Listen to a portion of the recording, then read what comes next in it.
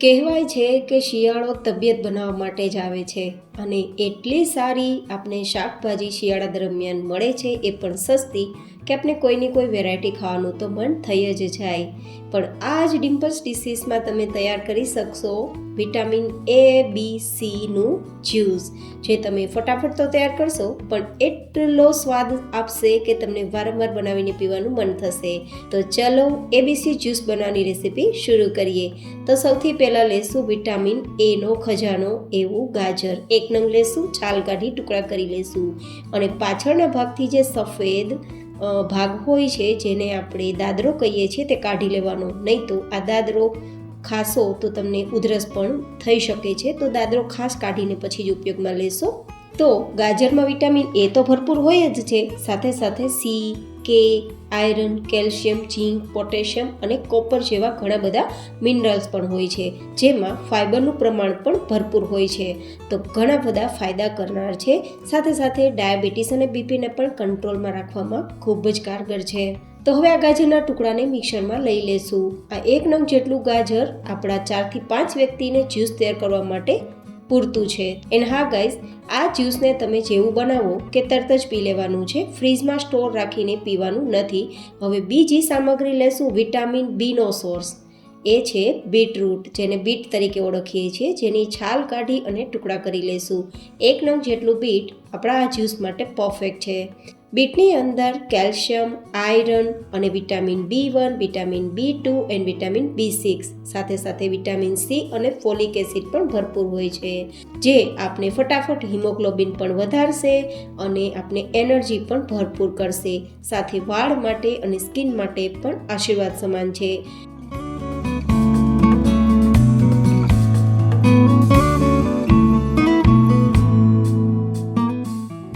હવે આપણે ત્રીજી સામગ્રી લેશું વિટામિન સીથી ભરપૂર આંબળા. આંબળાના તો જેટલા કહીએ તેટલા વખાણ ઓછા. આ રીતે 4 થી 5 નંગ જેટલા આંબળાના ટુકડા કરી રફલી ચોપ કરી અને પછી આપણે તેને મિક્સરમાં લઈ લેશું.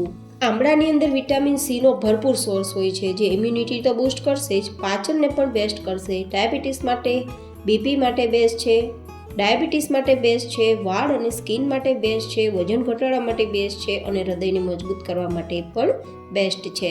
તો અત્યારે આપણે વિટામિન એ, વિટામિન બી અને વિટામિન સીની સામગ્રી આપણે લઈ લીધી, પણ હવે સ્વાદને થોડો વધારે એન્હાન્સ કરવા માટે અને આપણી તબિયતને વધારે સુધારવા માટે સાથે લેશું ચોથી સામગ્રી 4 થી 5 ઇંચ જેટલો આદુનો ટુકડો, જેની છાલ કાઢી ટુકડા કરી લેશું.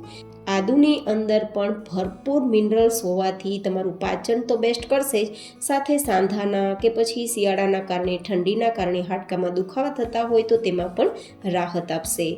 તેને પણ મિક્સરમાં લઈ લેશું અને સાથે લેશું 5 થી 6 ઇંચ જેટલી ફ્રેશ, કે જેને લીલી હળદર કહેવાય તે.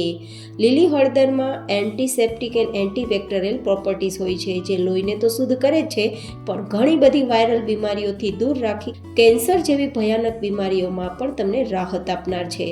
તો આપણે તેના પણ છાલ કાઢી ટુકડા કરી મિક્સરમાં લઈ લેશું અને હવે એકાદ મુઠ્ઠી જેવો ફુદીનો લેશું. આ ફુદીનાના પત્તા તમને અંદરથી રિફ્રેશ રાખશે, ઠંડક આપશે, પ્લસ તેનો ટેસ્ટ પણ ખૂબ જ સરસ હોવાથી તમને પીવામાં પણ ખૂબ મજા આવશે, જેથી સ્વાદ અને સેહત બંનેનું કામ કરશે.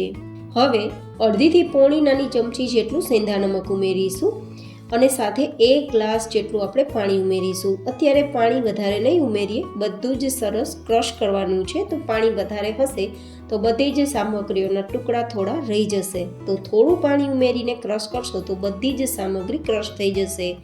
અને આ રીતે ક્રશ થઈ ગયા બાદ હવે આપણે જરૂર લાગશે તો પાણીનો ઉપયોગ કરીશું અને પછી તેને એકવાર ગાળી લેશું. જો કે ગાળ્યા વગર પણ તમે જો પી શકો તો એબીસી સ્મૂધીના ટાઈપમાં તમે પી શકો છો, પણ આજે આપણે એબીસી શોર્ટ્સ કે એબીસી જ્યુસના રૂપમાં પીવાના છીએ, તો એકવાર ગાળી લેશું, જેથી મોટો કોઈ ભાગ હોય આપણી સામગ્રીનો તે ગળાઈ જાય અને પીવામાં પણ એકદમ સરસ સ્વાદ લાગે.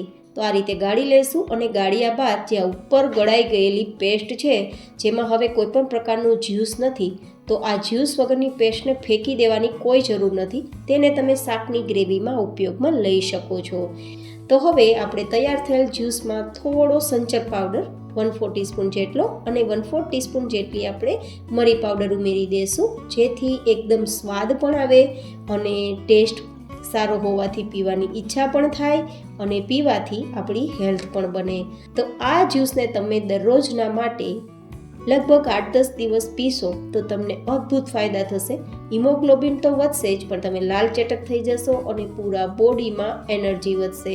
તમને નાની મોટી કામગીરીમાં પણ જો થાક લાગતો હોય, શ્વાસ ચડી જતો હોય અને કામ બરાબર ના થઈ શકતું હોય તો પણ આ જ્યુસ તમને બધા જમાં મદદરૂપ થવાનો છે. તો એકવાર જરૂર ટ્રાય કરજો. ફરી મળીશું એક નવી જેમ હેલ્ધી રેસિપી સાથે. ત્યાં સુધી stay healthy and stay happy.